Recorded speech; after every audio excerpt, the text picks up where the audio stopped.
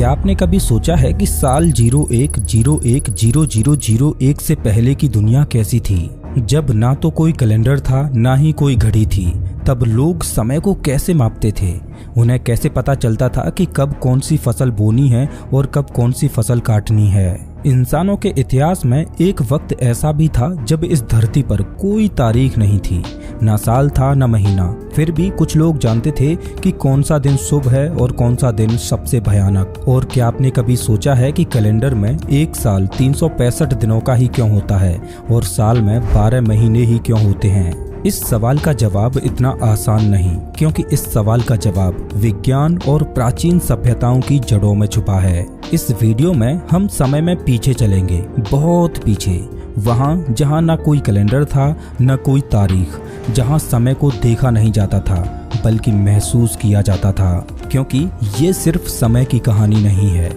ये इंसान की सोच, उसकी कल्पना और उसके अस्तित्व की कहानी है। और एक चेतावनी, इस वीडियो में आप जो कुछ भी जानने वाले हैं वो शायद आपकी आज की समय की सोच को पूरी तरह से बदल दे। नमस्कार दोस्तों, मैं हूं श्याम तोमर, स्वागत करता हूं आपका इस वीडियो में। एक सवाल जो इतिहासकारों से लेकर वैज्ञानिकों तक किसी के पास उसका पूरा जवाब नहीं है। सवाल ये नहीं है कि इंसान ने घड़ी कब बनाई, सवाल ये है कि जब घड़ी नहीं थी तो तब समय चलता कैसे था। कल्पना कीजिए, आपकी आंख एक ऐसी दुनिया में खुलती हैं जहां कोई तारीख नहीं होती, कोई सोमवार नहीं, कोई नया साल नहीं और ना ही घड़ियां या कैलेंडर। आपको नहीं पता आज कौन सा दिन है या यहाँ तक कि साल कौन सा है। तो आपके लिए वो दुनिया कैसी होगी? आप अपनी यात्रा या कोई मीटिंग कैसे प्लान करोगे? आप अपना जन्मदिन कब मनाओगे? आप नए साल का जश्न कब मनाओगे? आप ये कैसे तय करोगे कि कब आपको कोई त्योहार मनाना है? लेकिन जब आप अपने आसपास के लोगों को देखते हो तो आप देखते हो कि फिर भी लोग जी रहे हैं, खेतों की बुवाई कर रहे हैं, भविष्य की भविष्यवाणियां कर रहे हैं, युद्ध की तारीख तय कर रहे हैं। अब सवाल ये उठता है कि जब 1 जनवरी 0001 भी नहीं आया था तब इंसान समय को कैसे समझता था? उनके पास कोई डिजिटल घड़ी नहीं थी, लेकिन वे फिर भी जान लेते थे कि कब कौन सा त्योहार मनाना है। कैसे? क्या उन्होंने सितारों से बात की थी या कोई और रहस्यमय तरीका था जिससे वे वक्त को पकड़ पाते थे? कुछ लोगों का मानना है कि हमारे पूर्वजों के पास कोई छुपा हुआ ज्ञान था जिसे वक्त के साथ खो दिया गया। क्या हम उस ज्ञान को वापस खोज पाएंगे? क्या कभी आपने ये महसूस किया है कि घड़ी की टिक टिक असल में आपकी रूह पर एक कैद है? हम सोचते हैं कि हम समय को मापते हैं, लेकिन क्या सच ये नहीं कि समय हमें मापता है? हम मानते हैं कि समय की शुरुआत 1 जनवरी 0001 से हुई थी, लेकिन वो सिर्फ वो पल था जब इंसानों ने उसे बांधने की कोशिश की थी। असल में समय उससे बहुत पहले श्वास ले चुका था, पर उसकी भाषा कोई नहीं जानता था। हजारों साल पहले जब इंसान आसमान की ओर देखते तो उन्हें कुछ बदलाव महसूस होते, जैसे रात में चांद का दिन प्रतिदिन छोटा या बड़ा होना, दिन में सूरज का एक दिशा से निकलकर दूसरी दिशा में अस्त होना, रात में तारों की स्थिति का बदलना। आसमान में होने वाले ये बदलाव कुछ और नहीं बल्कि समय की अनुभूति थे। ऐसा पहली बार था जब उन लोगों ने समय को पहचानने और उसे जानने की कोशिश की थी। लेकिन सवाल ये था कि वो इस वक्त को कैसे बांधें। अब उसे चाहिए था कोई ऐसा तरीका जिससे वो इस वक्त को छू सके, उसे स्थिर कर सके और उसके अनुसार चल सके। और यहीं से शुरुआत हुई इंसान के पहले टाइम मशीन की, जिसे आज हम घड़ी बोलते हैं। वो कोई धातु की घड़ी नहीं थी, ना ही कोई कंपास, वो थे महज पत्थर।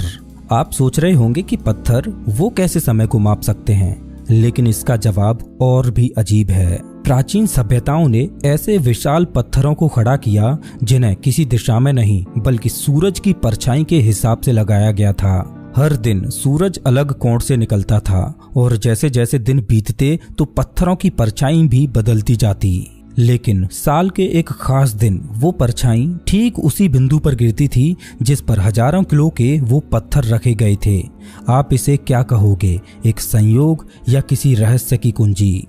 ब्रिटेन का स्टोनहेंज दुनिया का सबसे प्रसिद्ध प्राचीन कैलेंडर है जिसके द्वारा उन्होंने समय को मापने की कोशिश की थी। ब्रिटेन की एक खुली जमीन पर खड़े हैं विशाल पत्थर जो एक गोल घेरा बनाए हुए हैं, और वो पत्थर बस यूं ही नहीं रखे गए बल्कि उन्हें बहुत सोच समझ कर रखा गया था। हर साल 21 जून को सूरज ठीक उन्हीं पत्थरों के बीच से निकलता है और 21 दिसंबर को वहीं डूबता है। ये था उनका तरीका मौसम और समय को मापने का। कोई घड़ी नहीं, कोई कैलेंडर नहीं, बस सूरज और पत्थर। साल 2022 की एक स्टडी के मुताबिक स्टोनहेंज में लगे बड़े पत्थर शायद साल के 365 दिनों को दर्शाते हैं, बिल्कुल एकदम हमारे आज के कैलेंडर की तरह। इसमें हर एक पत्थर एक दिन या सप्ताह को दर्शाता है। शायद यही पत्थर उनके लिए समय बताने वाले पहरेदार थे। तो अगली बार जब आप स्टोनहेंज की तस्वीरें देखें तो उसे सिर्फ पत्थरों का ढांचा मत समझिए। ये एक प्राचीन वैज्ञानिक चमत्कार था, एक अद्भुत कैलेंडर जो समय को पत्थरों में कैद करता था। लेकिन क्या आप जानते हैं कि भारत में भी ऐसे कई स्थान हैं जहां सूर्य के साथ जुड़ा हुआ गणित हजारों साल पहले इस्तेमाल किया गया था। भारत में मंदिर केवल पूजा के स्थान नहीं थे बल्कि वे समय के केंद्र थे। आपको क्या लगता है कि कोणार्क का सूर्य मंदिर सिर्फ पूजा के लिए बना था, या फिर वो एक प्राचीन टाइम मशीन था जो समय और साल दोनों गिन सकता था? समंदर की लहरों से कुछ किलोमीटर दूर उड़ीसा में एक मंदिर है जिसे लोग सूर्य देव का रथ बोलते हैं। कोणार्क का सूर्य मंदिर इस तरह से बना है कि साल के 2 विशेष दिनों पर सूर्य की किरणें उसके गर्भगृह में ठीक उसी तरह प्रवेश करती हैं जैसे कोई वैज्ञानिक प्रयोगशाला में प्रकाश को नियंत्रित करता है। सूर्य देव के रथ में 12 पहिए, 7 घोड़े और एक रहस्य जो सदियों से छुपा हुआ है। हर पहिया साल के 12 महीनों को दर्शाता है और हर पहिए में 8 तीलियां हैं जो एक दिन के 8 पहरों को बताती हैं। आपको बता दूं कि जिस तरह से आज हम समय को घंटों में मापते हैं, उसी तरह प्राचीन भारत में हमारे पूर्वज समय को पहरों में मापते थे। अब सुनिए एक कमाल की बात। इन पहियों पर सूरज की छाया गिरती है और इससे दिन का समय मापा जा सकता है। जिस समय दुनिया घड़ी बनाना भी नहीं जानती थी, उस समय हमारे पूर्वज पत्थरों से समय को पढ़ रहे थे। ये कोई कला नहीं थी बल्कि ये विज्ञान था, और वो भी हमारे ही देश की जमीन पर।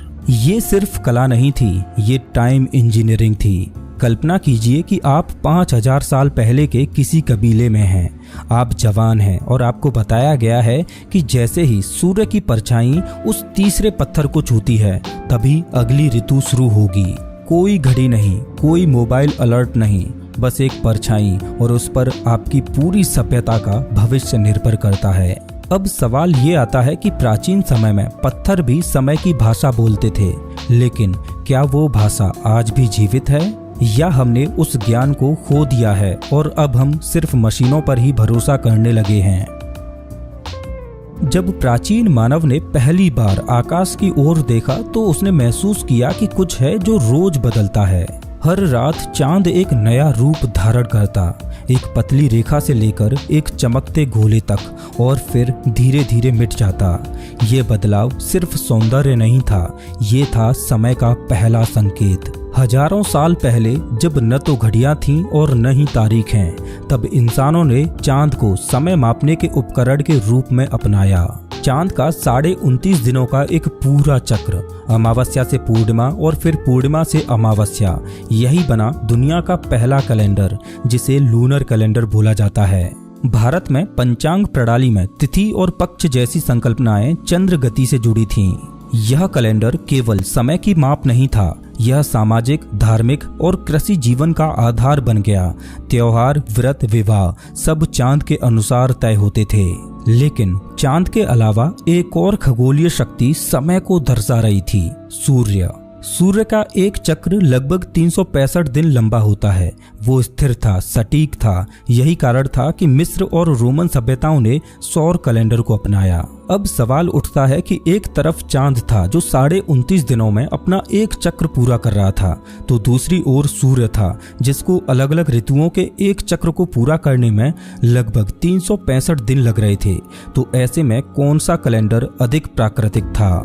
लेकिन भारत ने दोनों के बीच संतुलन बनाया। चंद्र और सौर दोनों को मिलाकर एक कैलेंडर बनाया जिसे लूनिसौर कैलेंडर बोला जाता है। और इस कैलेंडर में हर 32.5 महीनों में एक अधिमास जोड़ा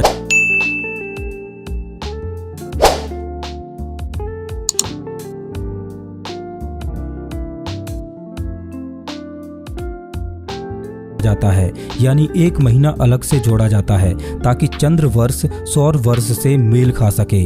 इसे समझने के लिए प्राचीन विद्वान खगोलीय गणनाओं का प्रयोग करते थे। आज के समय में वैश्विक व्यापार और तकनीक के लिए सूर्य पर आधारित कैलेंडर जरूरी है, लेकिन हमारी आत्मा और संस्कृति अब भी चंद्रमा की ओर झुकी है। इसीलिए होली, दीपावली, सभी त्योहार आज भी चंद्र तिथियों से तय होते हैं। जब पश्चिमी सभ्यताएं साल, महीनों और तारीखों को लेकर संघर्ष कर रही थीं, तब भारत के ऋषि समय को युगों में माप रहे थे। वे जानते थे कि समय केवल एक रेखा नहीं बल्कि एक चक्र है, और इसी चक्र को समझने के लिए उन्होंने रचा वेदांग ज्योतिष। यह सिर्फ एक ज्योतिष ग्रंथ नहीं था, बल्कि यह समय की वैज्ञानिक व्याख्या थी। इसमें पृथ्वी की गति, सूर्य की स्थिति, चंद्रमा की कलाएं, ग्रहों की चाल, सब कुछ जोड़कर एक जटिल लेकिन सटीक प्रणाली बनाई गई थी। ये गणनाएं इतनी सटीक थीं कि आधुनिक विज्ञान ने भी बाद में इन्हें सत्यापित किया। प्राचीन भारत में ऋषियों ने समय को सिर्फ पल नहीं माना, उन्होंने उसे ऊर्जा का प्रवाह समझा। आज जब हम घड़ी की ओर देखते हैं तो हम एक नंबर देखते हैं, लेकिन जब वे आकाश की ओर देखते थे तो उन्हें एक चक्र दिखता था जो जीवन, मृत्यु और पुनर्जन्म की लय को दर्शाता था। आज के समय में हर वर्ष की शुरुआत एक आतिशबाजी के साथ होती है। 1 जनवरी को हम जश्न मनाते हैं, गिनती करते हैं और मानते हैं कि समय ने एक नया चक्र शुरू किया है, जिसे हम नए साल की शुरुआत बोलते हैं। लेकिन क्या आपने कभी ये सोचा है कि ये तारीख आखिर आई कहाँ से? दरअसल 46 ईसा पूर्व में, यानी 1 जनवरी साल 0001 से 46 साल पहले, जूलियस सीजर ने देखा कि रोमन कैलेंडर अराजकता में था। खेती के समय गड़बड़ा रहे थे, धार्मिक आयोजन बिगड़ रहे थे। इस समस्या को हल करने के लिए उन्होंने एक नया कैलेंडर प्रस्तुत किया, जिसका नाम था जूलियन कैलेंडर। इसमें 365 दिन और हर 4 साल में एक लीप ईयर जोड़ा गया। लेकिन यहाँ भी एक सवाल बचा रह गया, आखिर इस कैलेंडर की कहानी शुरू कहाँ से हो? मजेदार बात यह है कि सन 0000 जैसा कोई साल कभी था ही नहीं। सीधा 1 ईस्वी यानी 1 जनवरी साल 0001 को जूलियन कैलेंडर का प्रारंभ माना गया, जिसे ईसा मसीह का जन्म वर्ष कहा गया, और इस कैलेंडर में जनवरी के महीने को साल का पहला महीना माना गया। लेकिन ऐतिहासिक रिकॉर्ड्स बताते हैं कि ईसा का जन्म भी शायद इस कैलेंडर के लॉन्च होने से 4 से 6 साल पहले हुआ था। तो क्या ये सिर्फ एक धार्मिक धारणा थी जिसे पूरे संसार का कैलेंडर बना दिया गया? सदियों तक ये जूलियन कैलेंडर चलता रहा, लेकिन 1500 वर्षों में उसमें 10 दिन का अंतर आ गया था, और अब जरूरत थी इस कैलेंडर में सुधार करने की।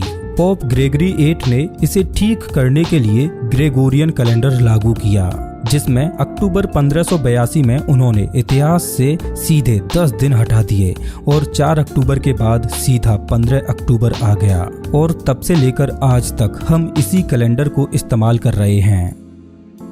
चलिए अब जानते हैं कि साल में 12 महीने और 1 महीना 30 दिनों का ही क्यों होता है, और जूलियन कैलेंडर में हर 4 साल में एक लीप ईयर क्यों जोड़ा जाता है, जिसमें फरवरी का महीना 29 दिनों का होता है। तो जैसा कि हमने अभी जाना कि प्राचीन समय में हमारे पूर्वजों ने चंद्र और सूर्य की चाल को समझकर ही कैलेंडर बनाए, तो हमें इस सवाल का जवाब भी चंद्र, सूर्य और पृथ्वी की चाल ही दे सकती हैं। तो इस सवाल का जवाब जानने के लिए पृथ्वी से ऊपर उठते हैं और अंतरिक्ष की ओर चलते हैं। जैसे ही अंतरिक्ष से हम पृथ्वी को देखते हैं तो हम देखेंगे कि पृथ्वी अपनी धुरी पर घूम रही है, और हर एक 24 घंटे में पृथ्वी अपनी धुरी पर एक बार घूम जाती है, जिसे हम एक दिन कहते हैं। लेकिन साथ ही साथ पृथ्वी का चंद्रमा भी पृथ्वी की परिक्रमा कर रहा है। तो ऐसे में जब तक चंद्रमा पृथ्वी का एक चक्र पूरा करता है, तब तक पृथ्वी अपनी धुरी पर 29.5 बार घूम जाती है। मतलब 29.5 दिनों में चंद्रमा पृथ्वी की एक परिक्रमा पूरी करता है। इसे ही एक महीना बोला जाता है, जो कि 30 दिनों का होता है। जिस तरह चंद्रमा पृथ्वी के चारों ओर घूम रहा है, उसी तरह हमारी पृथ्वी भी सूर्य की परिक्रमा करती है, और जब तक हमारी पृथ्वी सूर्य की एक परिक्रमा पूरी करती है, तब तक पृथ्वी अपनी धुरी पर 365 बार घूम जाती है, और चांद तब तक पृथ्वी की 12 परिक्रमा पूरी कर लेता है।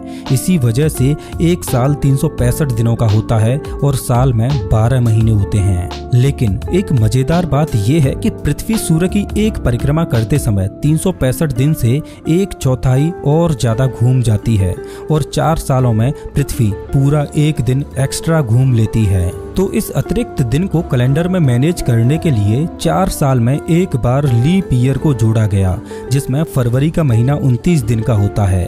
आपको बता दूं कि हिंदू कैलेंडर जिसे पंचांग बोला जाता है वो चंद्र की चाल पर आधारित है, जो 29.5 दिन में अपना एक चक्र पूरा करता है और एक साल में 12 चक्र पूरे करता है। उस हिसाब से पंचांग कैलेंडर में एक साल 354 दिन का होता है, लेकिन सूर्य का एक साल 365.25 दिन में पूरा होता है। तो चंद्र कैलेंडर को सौर कैलेंडर के साथ मेल खाने के लिए उसमें हर एक 2.5 से 3 सालों में एक महीना अधिक जोड़ा जाता है, जिसे अधिक मास भी बोला जाता है। और ये भी बिल्कुल लीप ईयर की तरह ही है, जिसमें एक दिन नहीं बल्कि पूरा एक महीना ही जोड़ा जाता है। आज हम मॉडर्न टेक्नोलॉजी के साथ ये गणनाएं भली भांति कर सकते हैं, लेकिन सोचकर देखिए कि हमारे पूर्वजों ने हजारों साल पहले बिना किसी आधुनिक तकनीक के ये गणनाएं की थीं। इससे आप अंदाजा लगा सकते हो कि हमारे पूर्वजों के पास हजारों साल पहले भी खगोल विज्ञान का कितना गहरा ज्ञान रहा होगा। समय, जो कभी ऋषियों के लिए ब्रह्मांड की धड़कन था, वो अब एक कागज पर दर्ज नंबर बन गया है। हमने उसे इतना बांधा कि हम भूल गए कि समय बाहर से ज्यादा भीतर से चलता है। तो जब अगली बार आप घड़ी देखें या कैलेंडर पर 1 जनवरी को नया साल लिखें, तो एक पल ठहरिए और सोचिए कि क्या आप सच में समय को महसूस कर रहे हैं या सिर्फ किसी और के बनाए सिस्टम का हिस्सा बन गए हैं। समय कभी शुरू नहीं हुआ था और शायद कभी खत्म भी नहीं होगा। उसकी असली भाषा अब भी सितारों में छुपी है, चांद की चाल में, सूर्य की गर्मी में और आपकी धड़कनों में। 1 जनवरी 0001 बस एक तारीख थी और ये कोई नया कैलेंडर नहीं था। भारत में पंचांग जूलियन कैलेंडर के लॉन्च होने से हजारों साल पहले ही बन चुका था, जो आज भी उतना ही सटीक है जितना हजारों साल पहले सटीक था। समय की कहानी 1 जनवरी 0001 से पहले भी चल रही थी और आज भी चल रही है। बस सवाल ये है कि क्या आप उसे सुन पा रहे हैं या आप समय को बांधते बांधते उसी में खो गए हैं, या आप भी अपने समय का इंतजार कर रहे हैं। अपना टाइम आएगा। दोस्तों, अगर आपको ये वीडियो पसंद आया हो तो इसे लाइक जरूर करें, ताकि ऐसे ही और वीडियोस बनाने के लिए मुझे मोटिवेशन मिले।